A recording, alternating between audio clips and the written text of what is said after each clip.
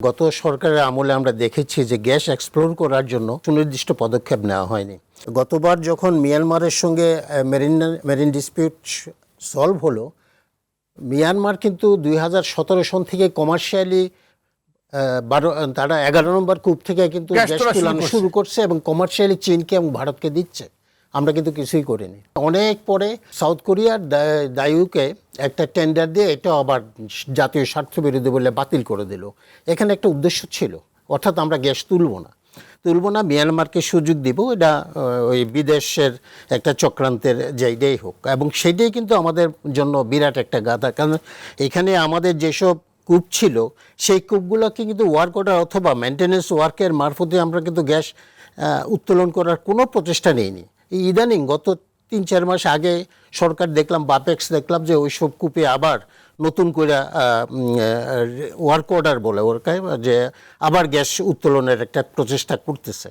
কিন্তু প্রশ্ন হচ্ছে, আমার তো ফুয়েল লাগবে। এই যে আজকে সংকট দুজনে বললেন, এবং সংকটটা তো আমরা সবাই ফিল করতেছি। জ্বালানি না থাকলে তো আজকে বিশ্বে কেউ উন্নয়ন করতে পারে না, প্লাস তার ডেভেলপমেন্ট হবে না, ইন্ডাস্ট্রিয়াল ডেভেলপমেন্ট হবে না, কোনো কিছুই হবে না। আবার ইভেন বিদ্যুৎও আমাদের যদি চালাতে হয় তাহলে আমাদের গ্যাস অথবা একটা ফুয়েল লাগবে।